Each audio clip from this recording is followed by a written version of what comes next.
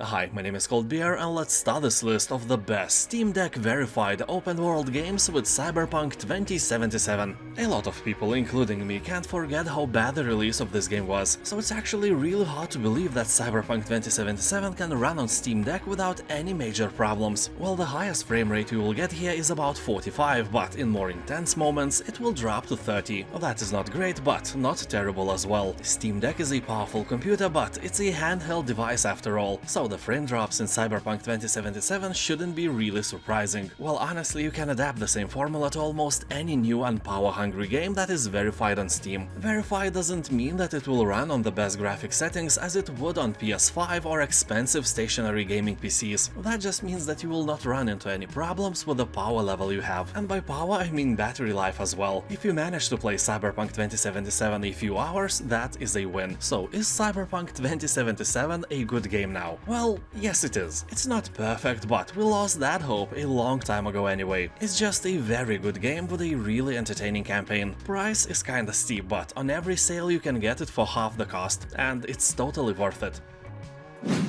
Elden Ring. Open world where you will be doing a lot of slashing, bashing and rolling around. Game is Souls-like, if I can say that about almost a sequel to the actual Dark Souls and themed around dark fantasy. It has the ability for you to create your own custom characters instead of playing a fixed protagonist. So you can create a character that you may want to immersively merge in with, or a character that you wish to be, or to bang. Honestly, I don't like Dark Souls because I suck as a gamer, but I bought the Elden Ring and I played for hours and hours. I died a lot, and the amount of deaths finally filled my cup of patience and I abandoned it. Now I'm really thinking that I must go back and show all these creepy creatures who the real boss is. Probably not me, but I will try to perform an exorcism session on my noobness, just as my long-dead grandmother usually yelled at me. I will not translate that. And on Steam Deck the game runs smoothly, but only at 30 frames per second. Well, some dungeons can hit even 60 sometimes, and in less intense moments of the open world you will be surprised with kinda stable 40 frames, but basically this fluctuation is not very fun and you will need to stabilize your frame rate, so you may need to lock it at 30 frames. Despite that, Elden Ring plays and looks great, just don't push it. Don't play on the highest graphic settings and you will have an amazing experience. Middle-earth: Shadow of War.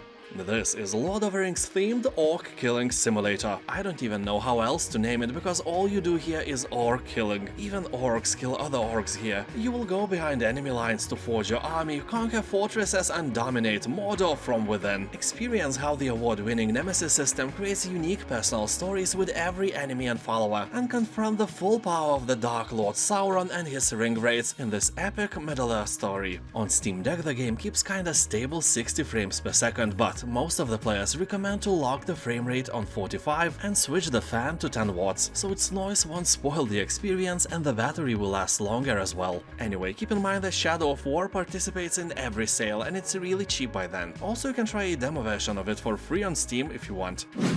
Dredge.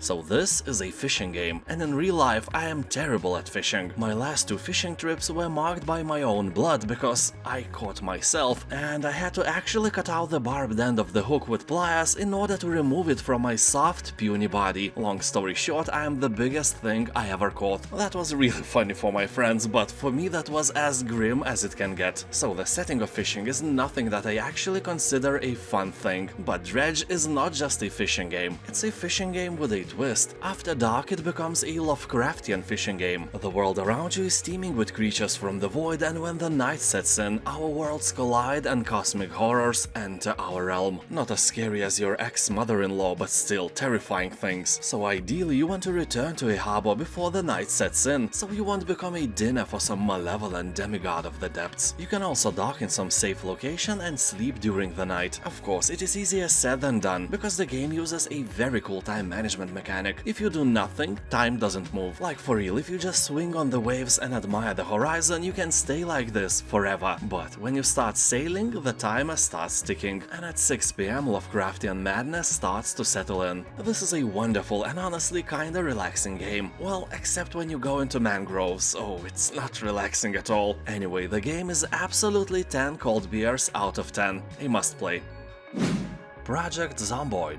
The fact that this game is in early access from wait for it, from 2013, so 10 years now, doesn't scare the crowd of giving it a very positive review score, with the recent 8,000 reviews being in an overwhelmingly positive range. So what is this phenomenal title? Well, to say simply, it's a zombie survival game, but to say that, it's just like scratching the surface of the whale balls with your nail. And I'm not sorry for putting this picture into your head. Also, now you're thinking, do whales actually have them? I don't know, it's for you to Google, I guess, I'm not brave enough. So Project Zomboid is a sandbox and your goal is to survive as long as you can. So basically this is an enormous world full of opportunities to die horribly, in one way or another, sooner or later, but you know, you will. You can play the game alone or with friends, even 4-player split-screen co-op mode is available. That is for sure not a thing you may casually encounter, but you know what you will encounter casually here? Depression, boredom, hunger, thirst, illness, cold nights, electricity shortages, hordes of zombies, and winter. Winter is coming, and you don't have proper clothes. But I have. No, you don't.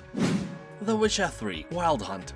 This is probably the best fantasy open-world RPG ever created, and I doubt that I could find anyone who at least never heard of it. Well, at least inside the Western influence hemisphere, it's a true legend. On Steam it has more than 600,000 reviews, and 96% of these people recommend this game for you. And I don't know who are the 4% who didn't like the game. I scrolled for like 5 minutes through hundreds of reviews and failed to find any explaining why, although I finally found one. Dude said that he doesn't like developers anymore after the flop of Cyberpunk 2077, which is honestly a good game by now, and that's why he gave a negative review for Witcher 3. That is not serious. And my friendship with Witcher Geralt started way before any of the games were released. I read the book when I was a teenager, and after many years I even got Andrzej Sapkowski to sign it for me when he was visiting Lithuania for some book fair or something. And we also spoke for like 20 seconds as well. Never washed my mouth in years after that. Anyway, the game has an incredible story, super fun gameplay, and a huge dark fantasy open world to explore. The coolest thing is, of course, your profession. You kill monsters for money, so you can just travel around the map and fulfill contracts ignoring the main story as long as you want or as long as you can get a new contract. And every single monster hunt is a handcrafted mission with different outcomes and sometimes hard moral choices. Third Witcher is probably the best game I have ever played.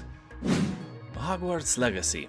I had a lot of fun playing this game, although I bought it with the idea of playing it a bit, making a review to my channel and forgetting about it. Well, turns have tabled while I played it. It was so much fun to explore the land and meet various characters, I refused to convert it into a job. So I just played the game for my own pleasure and completely skipped it on my channel. So far, it's the best game I tried this year. Well, Baldur's Gate 3 and Starfield is on the horizon, so Hogwarts Legacy will probably be the crown sooner or later. Or not, I don't know, I only hope. All in all, Hogwarts Legacy was one of the few games that actually survived the hype train and never crashed anywhere. The game has above 90% of positive reviews on Steam, and I would give the game 10 cold beers out of 10 without much thinking. The world is very detailed, quests are handcrafted and fun, magic truly feels like magic, and the world is really open, although the map is shaped like a bow, very narrow and long. But that's maybe a thing of a lore. I don't know, I have never read the books, only seen the movies. Only thing that actually spoiled the game a bit was how soon I got the ability to fly. That absolutely crashed the exploration on foot part. Flying in Hogwarts is awesome, but I would have given this ability way later in the game. The variety of enemies also could be wider, but hey, it's a great game, you have all my recommendations. Well, it's a new, graphically demanding and super fun game, and the fact that it is verified on Steam Deck is some kind of a miracle, or, you know, some kind of a witchcraft, a wizardry, some kind of magic, you know? Yeah, we got the pun, please stop. Did you? So, let's be fair and square and triangle, don't push it. Lock the frame rate on 30, play on 720p resolution and enjoy the low preset graphics. Well, you can try to wiggle a bit and stretch to medium, but the device won't be happy with that in more intense moments.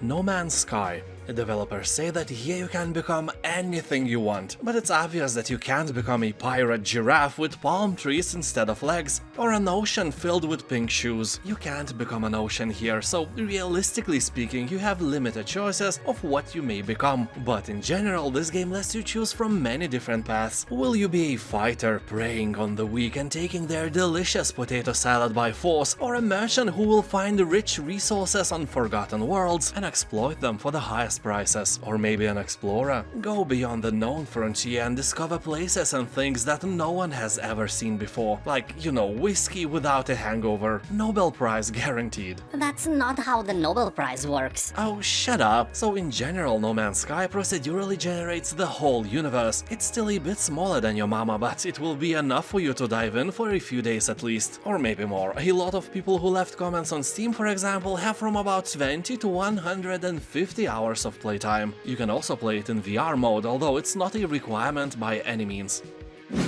Subnautica. When I first tried to play Subnautica, I had some mixed feelings. I don't really like to craft things in games. Well, I do, but only when it's not the main way to obtain things in general. And all that coral and fish gathering was really boring for me. I wanted to explore, and the game prevented me from doing that because I had no means of diving into the depths, and if I tried, I always died. So for me it took about 2 actual years to get all the equipment I needed for exploring. I can only imagine that some kid can do that in a day or so, but that's not the way for me. I got bored really quickly every time I turned the game on. But that boredom was eradicated one day when I found some really interesting things deep below that, you know, I couldn't reach. So I finally understood why this game was so hard to play for me. It gave me no motivation to proceed. And then when I finally found one, Subnautica transformed into a beautiful world. So addicting that in a week I spent more time here than in the past 2 years. And I continue to do that for weeks to come. So for all the new players, just carry on with that boring part and you will be rewarded. I can without a doubt say that this game is 10 coldest beers out of 10. You have all my recommendations. Although keep in mind that even if it looks so colorful and pretty, it has a lot of horror elements and is not meant for kids.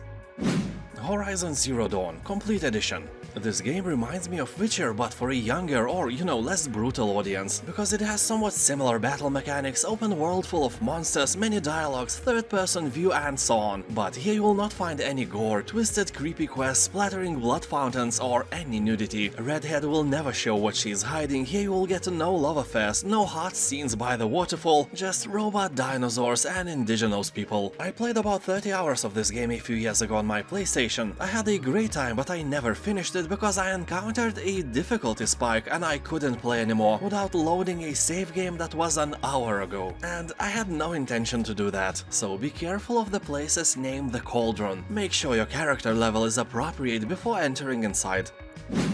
Dragon's Dogma Dark Arisen. This is a massive, challenging action RPG that drops you into a vast open world full of different creatures and characters. The game was a bit underrated when it initially came out, but over the years Dragon's Dogma regained its glory. I've heard that the second part is in the works as well, but the release date is rumored to be only in the year of 2025. Dragon's Dogma shares its open nature with the games like Horizon and Witcher 3, but has more strategy and more dynamic fights. It's a tougher game in general, but if you like to explore the open world and love fantasy games, you will probably like this game as well. Gamers are talking that this is an underrated gem that is a must-play for every open-world RPG fan. And now subscribe for more Steam Deck lists in the future. Thank you for watching, have a nice day, And I'll see you next time. Bye.